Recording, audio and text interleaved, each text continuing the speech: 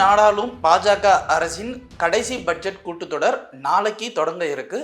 குடியரசுத் தலைவரான திரௌபதி முர்முவோட உரையோட இது தொடங்க இருக்கிறது. இதுக்கப்புறம் இடைக்கால பட்ஜெட் கூட்டத்தொடரும் ஆரம்பிக்குது பிப்ரவரி 1ஆம் தேதி. இதை நிர்மலா சீதாராமன் அவங்க வெளியிட போகிறாங்க.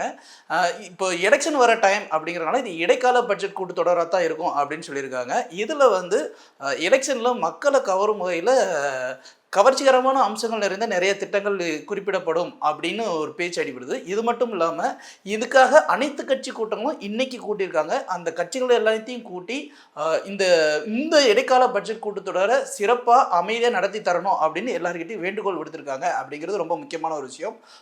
இந்த மத்திய பட்ஜெட் கூட்டத்தொடருக்காக கொஞ்ச நாளைக்கு முன்னாடி தான் மத்திய நிதி அமைச்சரான நிர்மலா சீதாராமன் அவர்கள் எல்லாருக்கும் அல்வா கிண்டி கொடுத்தாங்க. அப்படிங்கிறது இங்கே பேசப்பட வேண்டிய ஒரு விஷயம். கடந்த 22ஆம் தேதி அயோத்தியில் ராமர் கோயிலோட பிராண பிரதிஷ்டை நடந்துச்சு. இதை காணொலி வாயிலாக இந்தியாவில் உள்ள எல்லாருமே பார்க்கலாம் அப்படின்னு அறிவுறுத்தப்பட்டிருந்துச்சு. இதன் அடிப்படையில் தமிழகத்திலையும் பாஜகவை சேர்ந்த நிறைய பேர் அதுக்கான காணொலி ஏற்பாடுகளும் பண்ணிட்டு இருந்தாங்க.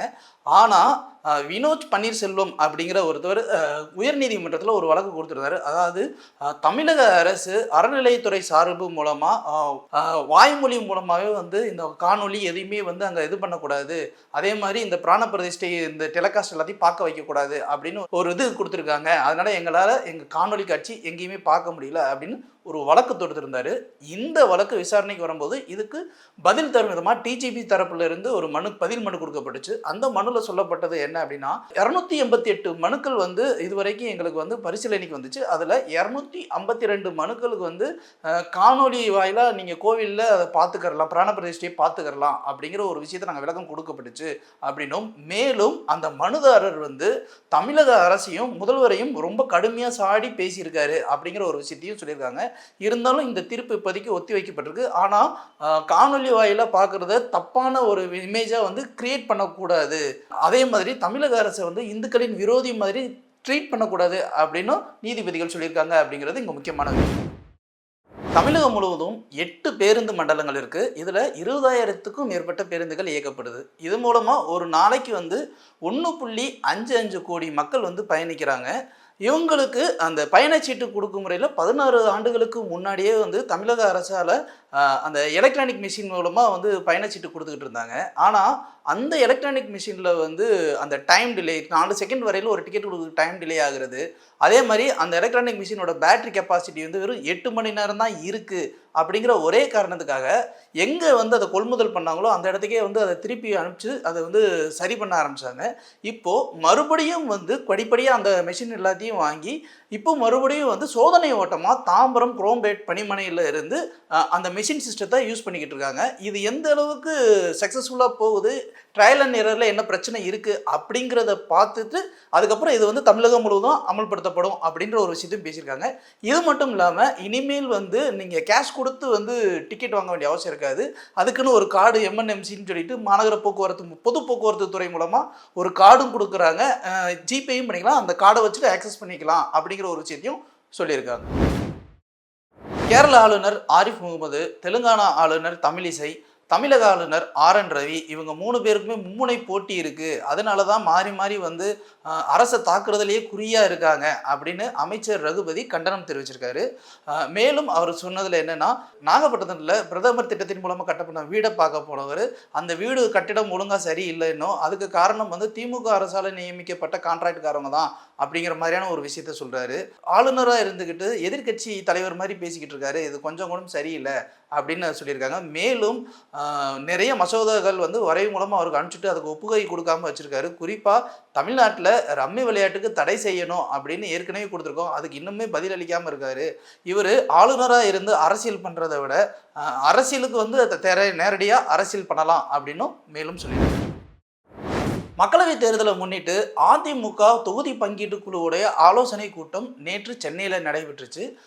இது முடிச்சதுக்கப்புறம் செய்தியாளர்களுக்கு பேட்டி அளித்த அதிமுகவின் முன்னாள் அமைச்சரான ஜெயக்குமார் சொல்லும்போது, அதிமுகவில் யார் யாரெல்லாம் இணைய போகிறாங்க அப்படிங்கிறது தேர்தல் நெருங்கி வர சமயத்தில் தான் தெரியும் அப்படின்னும், இந்தியா கூட்டணி வடக்கு மாநிலங்களில் சரிவு சந்திச்சுக்கிட்டே தான் இருக்கும். அதே மாதிரி இந்தியா கூட்டணியில் இருக்கிற காங்கிரஸுக்கும் கம்யூனிஸ்ட்டுக்கும் பிடிக்காது, கம்யூனிஸ்ட்லேயே 2 கட்சியில் இருக்க அவங்களுக்குள்ளேயே ஒத்த கருத்து கிடையாது. இது மட்டும் இல்லாமல் கடைசி வரைக்கும் இந்தியா கூட்டணி திமுக இவங்க 2 பேர் தான் சார்ந்து இருக்கிற மாதிரியான ஒரு சூழ்நிலை அமையும். மேலும் திமுகவுடைய எதிர்ப்பாளர்கள் அதே மாதிரி மத்திய பாஜகவால் 10 வருஷமாக எந்த ஒரு விஷயம் பண்ணாத கூட்டங்கள் இவங்க எல்லாத்தையும் சேர்த்து தான் தொகுதி பங்கீட்டு குழுக்கான பேச்சுவார்த்தைகளும் கூட்டணி அமைக்கிறத பற்றின விவாதிக்கப்படும் அப்படிங்கிற ஒரு விஷயத்தையும் சொல்லியிருக்காரு. மேலும் செய்தியாளர்கள் கேட்ட கேள்விக்கு தெளிவாக சொன்னார், பாஜகவுடைய எங்களுடைய கூட்டணி எப்போவுமே கிடையாது, தூக்கத்தில் எழுப்பி கேட்டாலும் கூட நாங்கள் அதை தான் சொல்லுவோம் அப்படிங்கிற ஒரு விஷயத்தையும் இங்கே முன்னிறுத்தி சொல்லியிருக்காரு. இது மட்டும் இல்லாமல் நேற்று நடந்த அந்த ஆலோசனை கூட்டத்தில் பொதுவாக பெருசாக மக்கள் யாருமே கூடலை அப்படிங்கிறதும் ஒரு கூடுதல் செய்தி. கோயம்பேடில் இயங்கி வந்த அனைத்து பேருந்துகளுமே கிளாம்பாக்கம் பேருந்து நிலையத்துக்கும் மாதாவரம் பேருந்து நிலையத்துக்கும் மாற்றப்பட்ட நிலையில் இந்த இடம் லூலு மால், துபாயில் தலைநகராக கொண்ட ஒரு மிகப்பெரிய கம்பெனியான லூலு மாலுக்கு தாரை வார்க்க போகிறதா ஒரு வதந்தி ஏற்கனவே அடிபட்டுச்சு.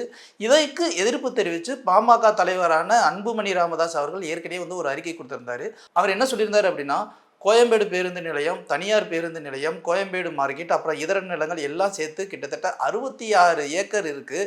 இந்த 66 ஏக்கருடைய இன்றைய சந்தை மதிப்பு 13,200 கோடி அப்படின்னும், ஆனால் இந்த துபாயை தலைநகரமாக கொண்ட லூலு மால் இன்வெஸ்ட் பண்ண போகிறதோ வெறும் 3,200 கோடி தான் அப்படின்னும், இது சந்தை மதிப்பை விட 4 மடங்கு அதிகம், அதனால் அவங்களுக்கு கொடுக்கக்கூடாது, இதை ஒரு பார்க்கா மக்களுக்கு இவ்வளோ பெரிய பார்க்கா ஒன்று கட்டி கொடுங்க, எல்லாருக்குமே அது ஸ்பெஷலாக இருக்கும், ஜிம்மு வச்சு கொடுங்க, அது இன்னும் ஹெல்ப்ஃபுல்லாக இருக்கும் அப்படிங்கிற ஒரு விஷயத்த சொல்லியிருக்காரு.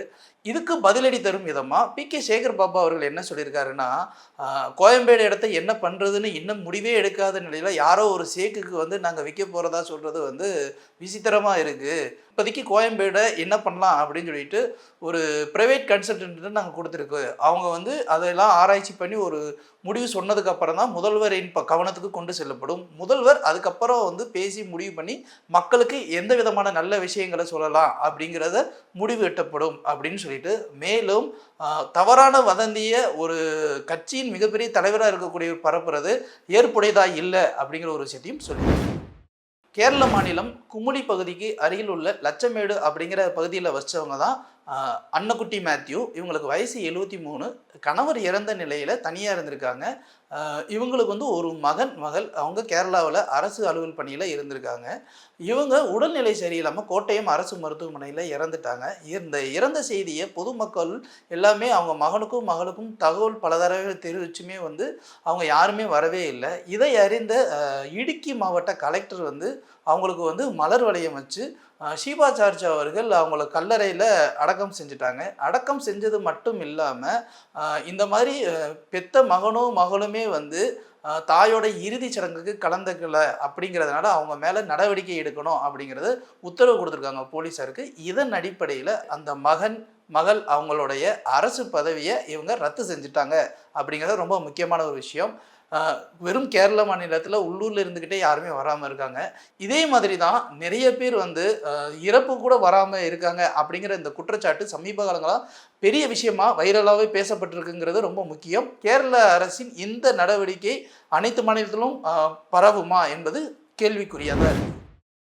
லைகா ப்ரொடக்ஷன்ஸோட தயாரிப்பில் ஐஸ்வர்யா ரஜினிகாந்தோடைய இயக்கத்தில் வெளியாக போகிற படம் தான் லால் சலாம். இந்த படத்துக்கு ஏஆர் ரஹ்மான் இசையமைச்சிருக்காரு அப்படிங்கிறது நமக்கு தெரிஞ்ச ஒரு விஷயம் தான்.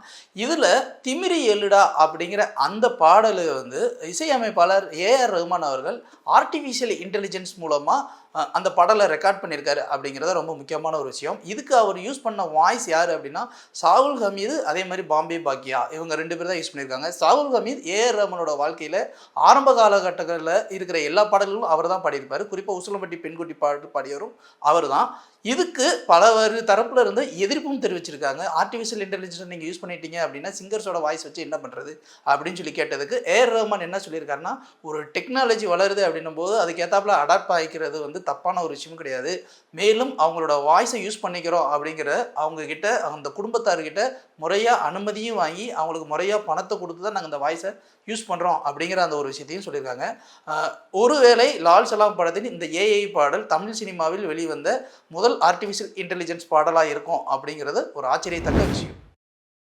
இன்னையிலிருந்து கோயம்பேட்டில் இருக்கிற அனைத்து பேருந்துகளுமே கிளாம்பாக்கம் பேருந்து நிலையத்திலையும் மாதாவரம் பேருந்து நிலையத்திலிருந்தும் இயக்கப்படும் அப்படின்னு ஏற்கனவே அறிவிச்சிட்டு இருந்த நிலையில் இப்போது அங்கே பயங்கர டிராஃபிக்காக இருக்குது அப்படின்னு சொல்கிறாங்க. அதாவது வண்டலூர், கூடுவாஞ்சேரி இந்த எல்லா இடங்கள்லையும் மிகப்பெரிய டிராஃபிக்கை சந்திச்சிட்ருக்கு. அந்த கூட்ட நெரிசலில் ரொம்ப ஸ்தம்பிச்சு நிற்கிது அப்படிங்கிற ஒரு குற்றச்சாட்டு எழுது. வெறும் நார்மல் ஒர்க்கிங் டேஸ்லேயே வந்து இந்த பிரச்சனை இருக்குது அப்படின்னா, இனி பண்டிகை காலங்களில் இந்த பிரச்சனைகள்லாம் எந்த அளவுக்கு வரும் அப்படிங்கிற ஒரு கேள்வி மக்கள் மத்தியில் எழுந்துகிட்டு இருக்குன்னு தான் சொல்லணும். ஏற்கனவே இந்த கோயம்பேட்டிலேருந்து அங்கே ஷிஃப்ட் ஆனதுனால இங்கிருந்து மக்கள் நகர்ப்புறத்துலேருந்து வெளிப்புறத்துக்கு போகிறதுக்கே வந்து ஆட்டோ ஃபேர், பஸ் ஃபேர்ன்னு சொல்லி ஏகப்பட்ட பிரச்சனைகளை சந்திச்சிட்டு இருக்க இந்த வேலையில் இந்த கூட்ட நெரிசல் அடுத்த ஒரு பிரச்சனையை கொண்டு வந்து விட்டுருக்கு. இது முக்கியமான ஒரு விஷயமா இப்போ பேசப்பட்டுக்கிட்டு இருக்கு.